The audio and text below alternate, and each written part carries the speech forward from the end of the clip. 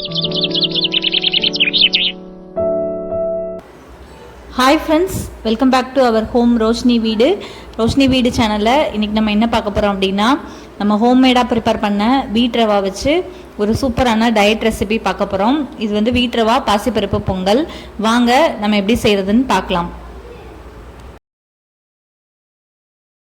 Friends, வீடியோக்குள்ளே போகிறதுக்கு முன்னாடி நம்ம ரோஷினி வீடு சேனலில் ஃபஸ்ட் டைம் பார்க்குறவங்க இது வரைக்கும் சப்ஸ்கிரைப் பண்ணாத ஃப்ரெண்ட்ஸ் சப்ஸ்கிரைப் பண்ணிக்கோங்க.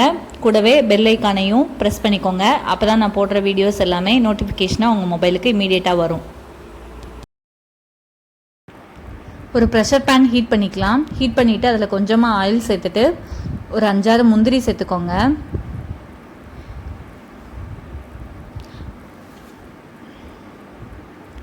முந்திரி கொஞ்சமாக வறுபட்ட உடனே நம்ம வந்து ஜீரகம் சேர்த்துக்கலாம்.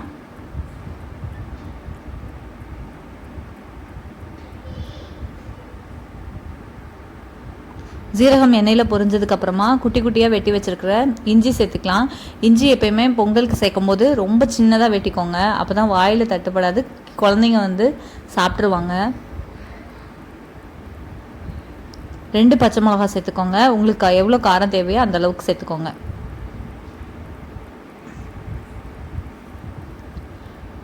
கருவேப்பிலை சேர்த்துக்கலாம்.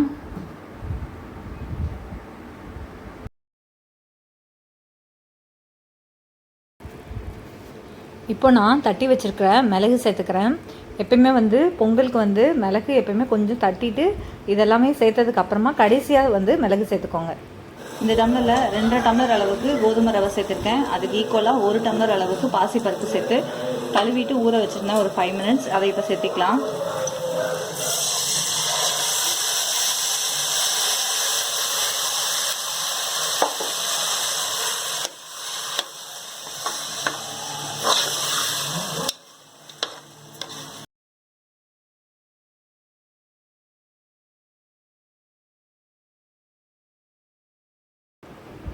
ரவாவும் பாசிப்பருப்பும் சேர்த்ததுக்கப்புறமா நல்லா கலந்து விட்டுக்கோங்க. கொஞ்சமாக உப்பு சேர்த்துக்கலாம், நமக்கு தேவையான அளவு.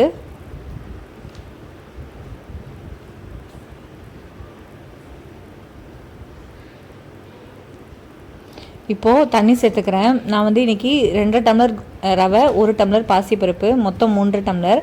நான் வந்து மொத்தமாக 7.5 டம்ளர் தண்ணி ஊற்றிருக்கேன். 1 டம்ளர் ரவைக்கு 2 டம்ளர் தண்ணி அப்படிங்கிற மாதிரி நான் ஊற்றிருக்கேன். நீங்கள் எவ்வளோ வந்து ரவையும் பாசிப்பருப்பும் சேர்க்குறீங்களோ அதுக்கேற்ற மாதிரி நீங்கள் தண்ணி சேர்த்துக்கோங்க. தண்ணி சேர்த்துட்டு கொஞ்சம் கொதி வர வரைக்கும் ஓப்பன் பண்ணியே வைக்கலாம். அதுக்கப்புறமா நம்ம வந்து லிட்டு போட்டு க்ளோஸ் பண்ணிவிட்டு நம்ம வந்து குக்கர் வெயிட் போட்டுடலாம்.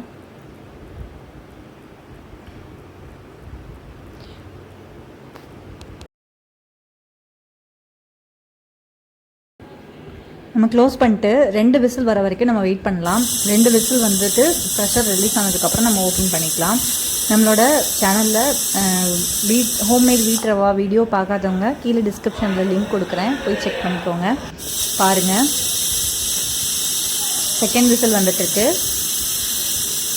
வந்ததுக்கப்புறமா நம்ம ஸ்டவ் ஆஃப் பண்ணிவிட்டு ப்ரெஷர் எல்லாமே ரிலீஸ் பண்ணிவிட்டு அதுக்கப்புறம் ஓப்பன் பண்ணி பார்க்கலாம். பாருங்கள், சூப்பராக பொங்கல் ரெடி ஆகிடுச்சு. உங்களுக்கு சப்போஸ் நீங்கள் தண்ணி வந்து கம்மியாக சேர்த்துருக்கீங்க, இன்னும் வேகலை அப்படின்னு சொல்லி பார்த்தீங்க, ஒரு மாதிரி ட்ரையாக இருக்கிற மாதிரி இருக்குது, பொங்கல் கன்சிஸ்டன்சியில் இல்லை அப்படின்னா நீங்கள் வந்து கொஞ்சமாக நல்லா தண்ணி வந்து கொதிக்க வச்சு அதுக்கப்புறமா சேர்த்து அதோட நல்லா கலந்து விட்டுக்கோங்க. பொங்கல் கன்சிஸ்டன்சி வந்துடும்.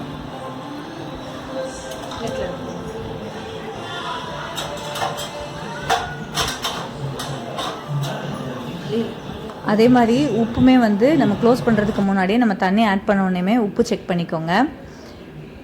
இப்போ வந்து நம்ம மல்லி இலை சேர்த்துக்கலாம். இதில் மல்லி இலை சேர்த்துட்டு நல்லா கலந்து விட்டுட்டு நம்ம சர்வ் பண்ண ஆரம்பிச்சிடலாம். சூப்பராக பொங்கல் ரெடி ஆகிடுச்சு பாருங்கள். ஃப்ரெண்ட்ஸ், சூப்பராக பொங்கல் ரெடி ஆகிடுச்சு பாருங்கள். இதோட அட்டகாசமான காம்பினேஷன் வந்து தேங்காய் சட்னி தான். நீங்களும் இதை உங்கள் வீட்டில் ட்ரை பண்ணி பார்த்துட்டு எனக்கு சொல்லுங்கள். இந்த வீடியோ உங்களுக்கு பிடிச்சிருந்துச்சுன்னா லைக் பண்ணுங்கள், கமெண்ட் பண்ணுங்கள். மறக்காமல் ரோஷினி வீட்டுக்கு சப்ஸ்கிரைப் பண்ணுங்கள். நலமுடன் உண்டு, வளமுடன் வாழ்க. Thank you all.